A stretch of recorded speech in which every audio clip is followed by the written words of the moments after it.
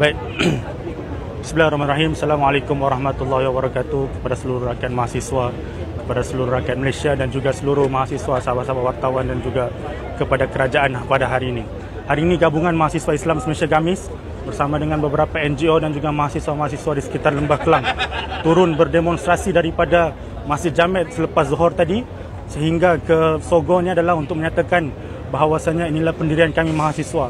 Mahasiswa hari ini tertekan. Sebab itu kami letakkan demonstrasi #tekan disebabkan kerajaan pada hari ini terlalu menekan rakyat dengan perluasan SST yang berlaku 1 Julai nanti, seminggu kurang daripada seminggu lagi, dan juga kenaikan tarif elektrik asas. Walaupun asas kita melihat asas, tetapi dia naik sampai 37%.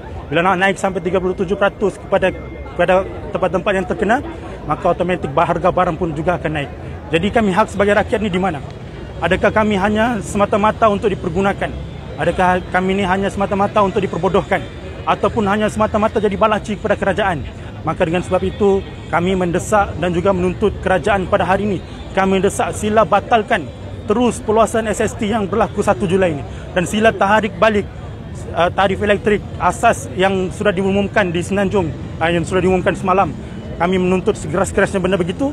Sekiranya perkara itu tidak dilaksanakan, kami akan turun ke Putrajaya, kami akan berdemo di KPDN, kami akan berdemo di depan Anwar Ibrahim. Ini janji kami sebagai mahasiswa. Mungkin boleh jelaskan sikit kan, macam Cik kata tadi sebagai antara mahasiswa tu tertekan. Betul. Tertekannya bagaimana tu? Okey, baik. Tertekan bagaimana? Hari ini mahasiswa dia tak macam dulu, ada asrama ada makanan dan sebagainya.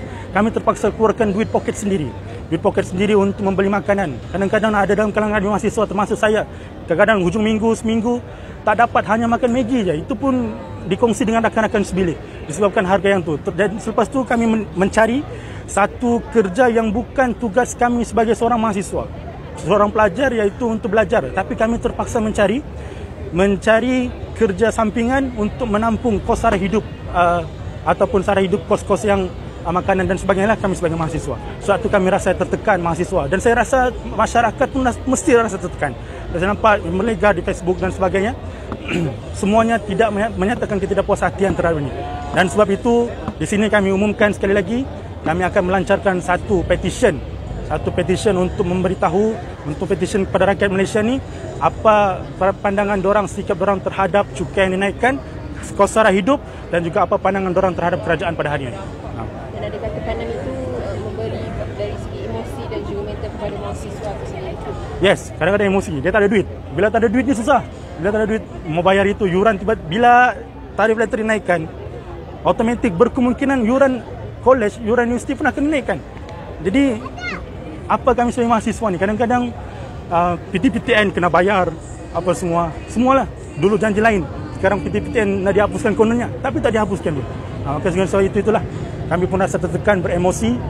Sekarang ni saya yakin dan percaya kebanyakan universiti sekarang berada di minggu akhir, minggu exam. So gitulah, dengan tekanan-tekanan 1 Julai, kami berasa menganggap benda itu adalah satu detik sejarah hitam buat mahasiswa, buat rakyat Malaysia. Gitu. Petition tu bila nak digerakkan? Petition tu akan digerakkan insya-Allah minggu depan. Kami setuju tak pernyataan Anwar Ibrahim mengatakan bahawa kenaikan tidak akan membebankan golongan rentan, golongan B40 lah, ataupun yang hanya terkesan dalam orang-orang atasan. Setuju tak kami dengan pernyataan? Saya tak setuju benda tu. Dia kena turun ke rakyat juga. Kalau sekadar bercakap di atas pentas, memang tak itulah. So saya minta dia berturun kepada rakyat, turun kepada penjual-penjual, peniaga-peniaga, supaya perhatikan. Kalau dinaikkan sebegitu apa semua, mesti akan kesan kepada rakyat B40 juga. So kami ada kuasa pembeli, kami pengguna, pembeli hak kami. Begitulah. Gitu. Terima kasih. Terima kasih.